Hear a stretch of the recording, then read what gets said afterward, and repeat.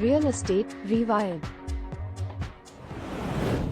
Welcome to Real Estate Rewired, AI with a Heart with Gus Waite. This is a show where we talk about real estate and AI, and today I couldn't be more thrilled than to introduce my guest, Cody Journell. He goes by Cody James professionally. Cody played D1 football at Virginia Tech, place kicker, two-time ACC Specialist of the Week, set a school record against Boston College that's still on the board. All right. Then he traded in his cleats for closing tables. Today he runs three things at the same time. He's a realtor at Gravity Real Estate Group. He's the property management president there, and he's the founder of Haven Management Group, his own outfit buying underperforming multifamily, repositioning it, and managing the asset on the other side. Most agents pick one lane. Cody runs in all three, and he does it from a town of 45,000 people in Southwest Virginia. So here's what I want to figure out today, Cody. How the hell are you running in three lanes at the same time? Well, first off, I didn't know that record still held, so I'm glad to hear that. Okay. That's good to know. And how long was that field goal? I think that was a 56-yarder. Man. Yeah. So like, does your heart break when you see these guys losing the game and shanking that 32-yarder at the championship game? Yeah, I feel for those guys because I've been in those positions, and it's definitely one of those positions where you're either the hero or you're the zero. So, but that's what separates the champions from just people that are out there going through the motions. So, depends on how you handle those situations when you're in it. Well, and I mean, listen, I would assume it's a good prep for real estate because there's winning and losing. You don't almost get the deal. You don't almost get the field goal. And high pressure, man. It's you got to learn how to take the pressure, and there's plenty of that in the real estate world. So right. So tell me, how did you transition from that? Like, how'd you get into the real estate space? Yeah, so I pursued my own NFL career for a while.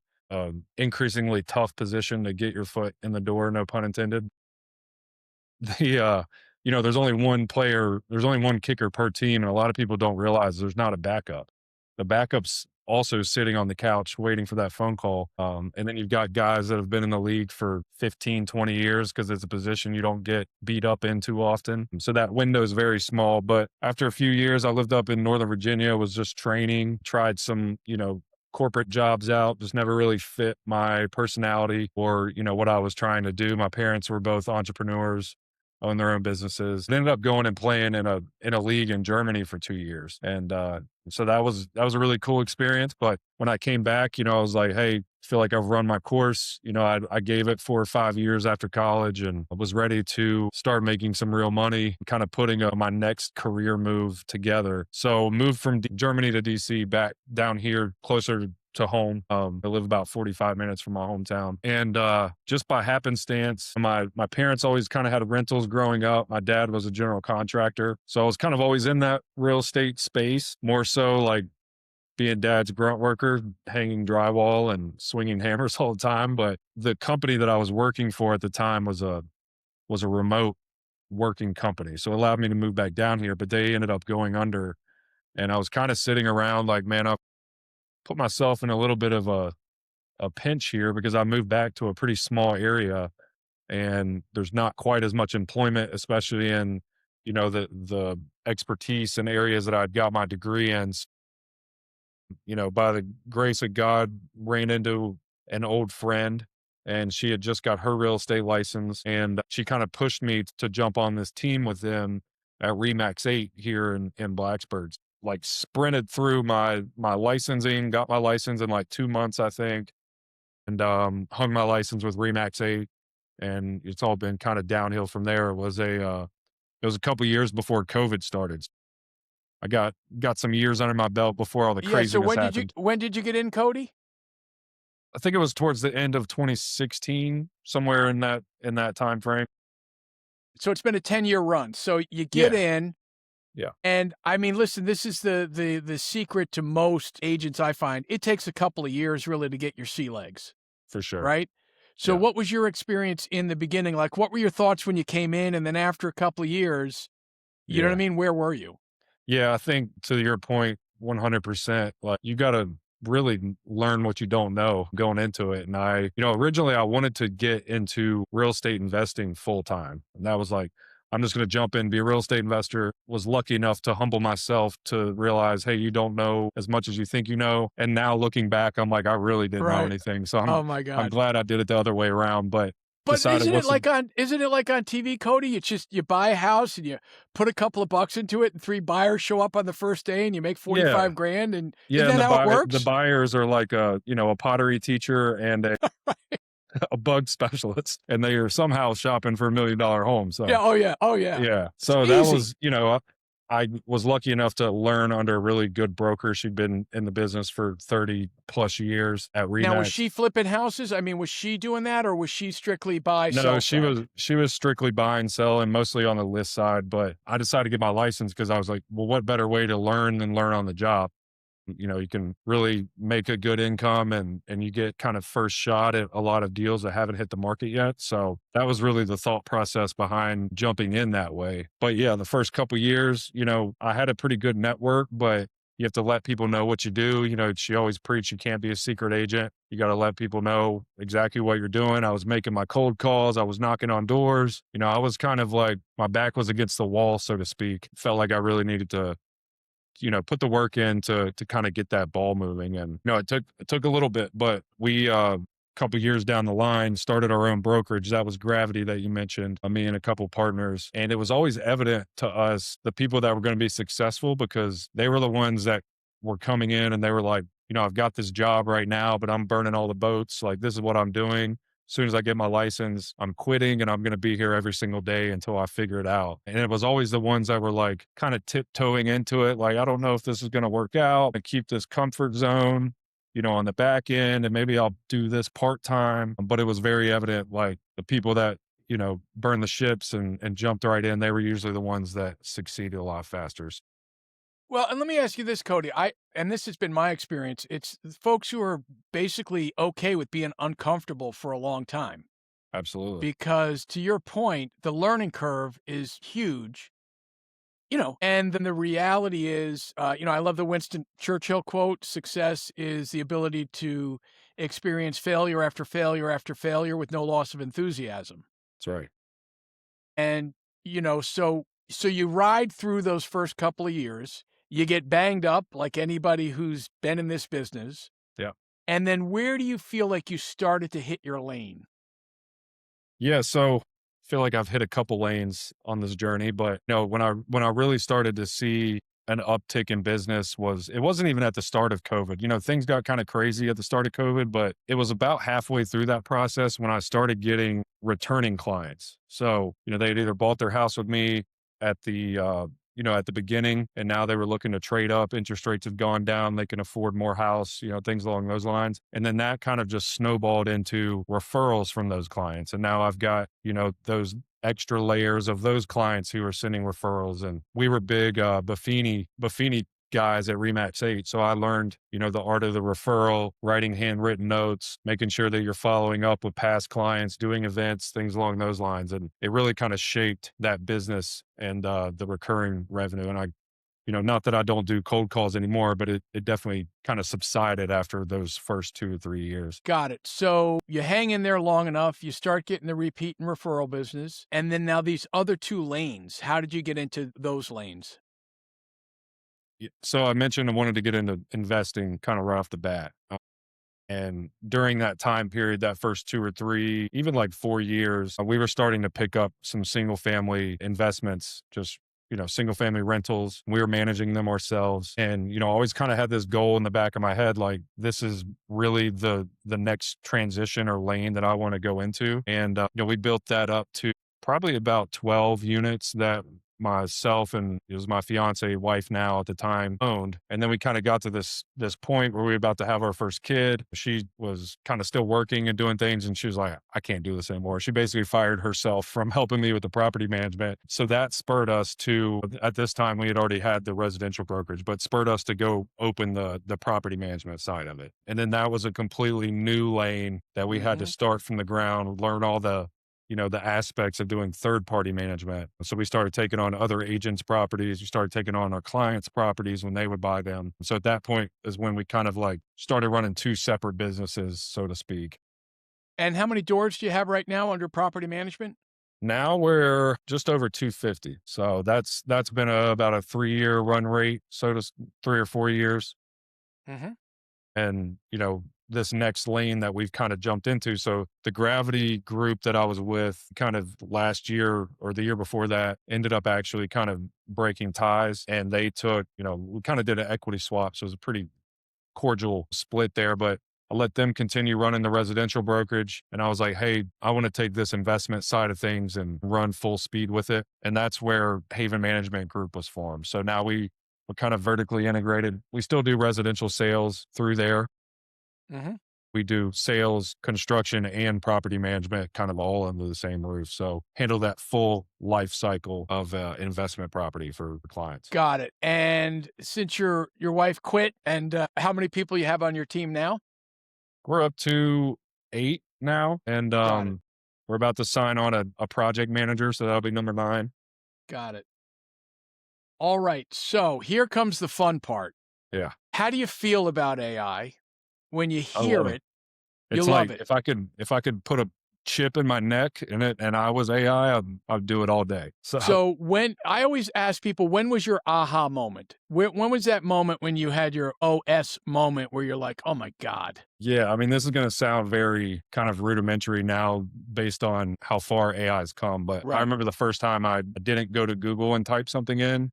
Mm-hmm. And actually, I got a better story for you. So the first time it was just using ChatGPT as like a search bar. And I was like, wow, this is pretty intense, the amount of information. No ads. Yeah. Gives you exactly what you want. I can have a conversation with it, Right. But the first time that it really like kind of sunk in for me was, this is a funny but slightly scary story. My wife calls me up one day and she's like, I could tell she was in a panic, and I'm at the house and she's like, I was like, what's going on? What's wrong? She's like, I've got to go to the ER. I said, why? And she said, Tegan, who's our youngest daughter, she was probably maybe 1, 2 at the time, had put 2 peanuts up her nose. And I guess when my wife saw it and she was like, take those out of your nose, like she took one out and then kind of panicked and sucked one up into her nostril. And she was freaking out. Like she had no idea what to do. Tegan was crying and she was like, I got to take her to the ER. Got to take her to the ER. And I was like, just bring her home first. And between the time that she got home, I think it was like maybe a minute, maybe 2 minutes, I had got on ChatGPT again and just said, hey, this is the exact situation. My daughter has a peanut stuck up her nose. She's 2, like, what do we do? And it said, immediately it was like, what you do is you plug up one nostril and then you blow into her mouth and then the air will push out the peanut out of her other nostril. And like, sure enough, Amber gets out of the car. She hands me our daughter and I do that. And the look on my wife's face, she was like, you're a superhero. Like, how did this happen? Yeah. And it was like, for me, it was like, if you tried to look that up on YouTube, you'd have this guy that's like asking you to subscribe to his page and he'd be, doing an intro, and it would have been probably 5 minutes before they ever really got to the root issue. But that's, it's kind of a funny story, but I was like, man, this is pretty powerful stuff. And then we've continued to implement, more and more kind of advanced systems from that into the business and stuff like that from there. Got it. And so what is your process for learning, implementing, testing? You know what I mean? Like, are you the guy? Are you have other people involved? Like how, walk me through. You get flooded with the shiny new tool, right? Your Instagram feed is flooded with, hey, put this one thing in and you'll make $1 million and you'll never have to work again. Right. And all day long you're getting that. So how do you vet? What's your process for understanding what the workflow is, what AI can do, what should it do, and then testing it? Yeah. So my biggest thing with AI right now is, there's a lot of folks with like the open claw, I think it's called, or something like that. Like they've given it access to their desktop and it's kind of running, the full command prompts on everything. But for me personally, I don't know if it's a control thing or if it's just, I don't feel like it's there quite yet. And I can't just like automate everything. We use AI as like an extension of the human that's in our office. So, there are a lot of shiny objects out there and it's like, hey, you can sit it and forget it and you're going to make like you said, make $1 million this year. But, I kind of just see that as noise. But Mhm. some of the ways that we've used it already, we were running, I think I've got the book here, but we were running the EOS model from, I think it's Gino Wickman.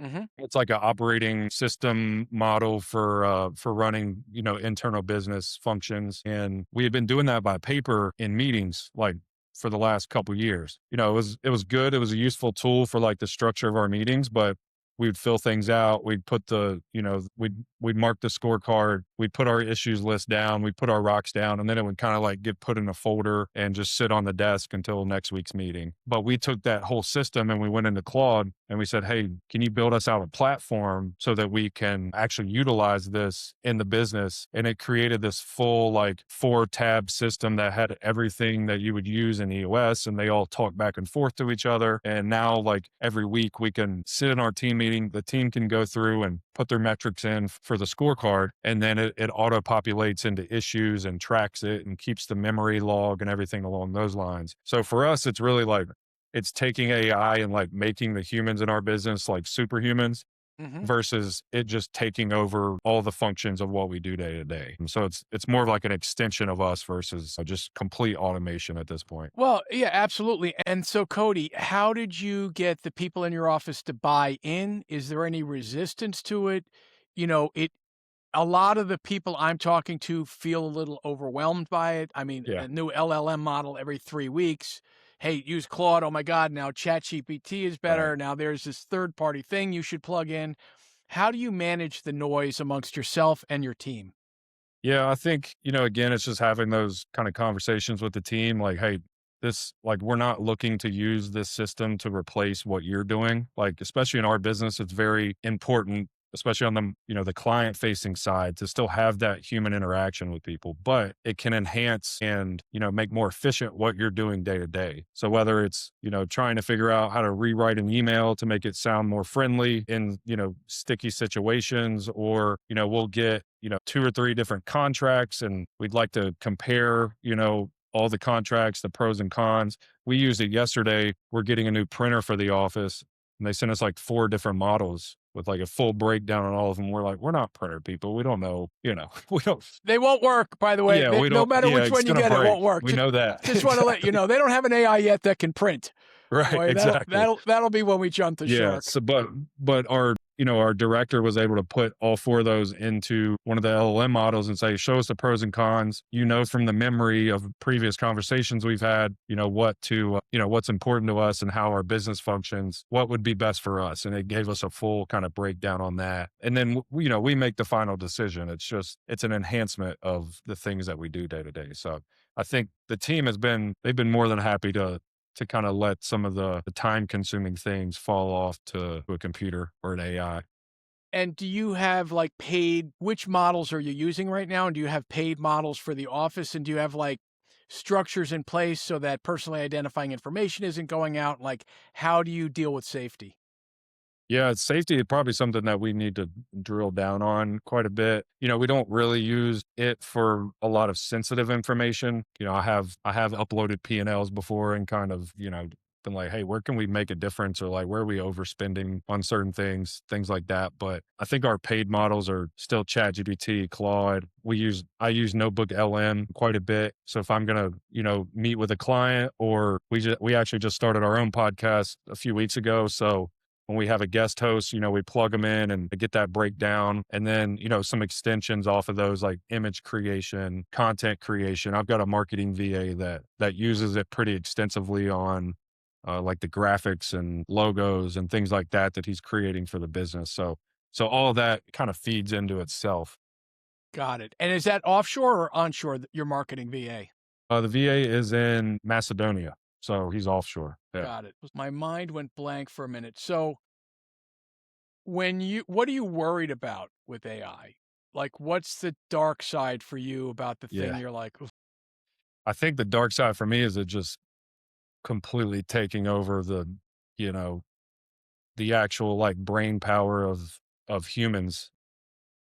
Not to get like too far down a conspiracy rabbit hole, but it's very plausible that, eventually we're just kind of sit back and be like, hey, this computer's doing, 90% of the things that we were typically being creative about, and having to actually like put some thought process behind, and, some reasoning based on past experiences that the AI models might not have. I listen to a lot of Joe Rogan, which probably most males these days, but he's had some people on, and it's not too far fetched to see a future where, the the AI systems are kind of ingrained so far into, a way of thinking and functioning that we kind of just become these like shells of a human, and the AI is doing a lot of the Well, actual like, I hear that, but I heard a good analogy which kind of helped me is, there's a lot of gymnasiums around. There are people who are just going to lay on the couch, eat chips, and watch TV, and then right, there are going to be people who are fired up to go. I think absolutely. one of the things that is interesting to me about it, and I hear that perspective, is I really feel like if you utilize it to do more of what you love and less of what you don't, Sure. and I mean, kind of where I go with this, Cody, is let's say all work disappears in 10 years, right? I mean, there's 5 billion robots. They're all connected. They can be a brain Right. surgeon today and a gardener tomorrow and a garbage man, and they're basically doing everything. Human beings are really going to be tasked with, what do you want to create, Right. right? Like for fun. Yeah. And it is going to be an interesting transition because I think fundamentally human beings love to create, right? I mean, you're creating a business, you're creating a child, you're creating a workflow, you're creating with AI.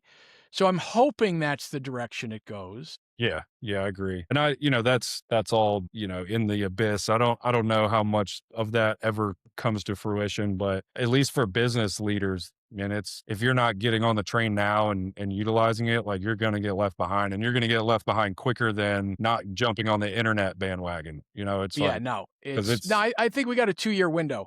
yeah. Let me ask you about GEO. Have you guys gone down that road, played with it, understand it? What was that? GEO? Yeah. No, I don't think we have. Yeah, so basically the idea is, and you're already there, Cody, because you're further along than many, is this idea of agentic AI. And so SEO, traditionally what's going to happen is now Gemini knows me, knows what kind of restaurants I like, knows everything. So I'm going to Sure. basically say to Gemini, hey, I'm driving to Nashville, pick out my hotels. It'll pick out the room on the back of the hotel because I like it quiet. It'll Right. pick out the mom and pop joints. And if I were moving to Nashville, and let's say I was a New York actor, I'm going to go into ChatGPT and say, hey, I'm moving to Nashville. My agent is going to go out there and find the best agent for me in Nashville based on a whole different set of criteria than now exists in SEO. Nice. So, and there are ways to plant those seeds now so that if someone is looking to invest in property in your neck of the woods and they go in and go, hey, I'm thinking of investing in this part of the country, Yeah. there are ways to plant those seeds now so that their agent will find your agent.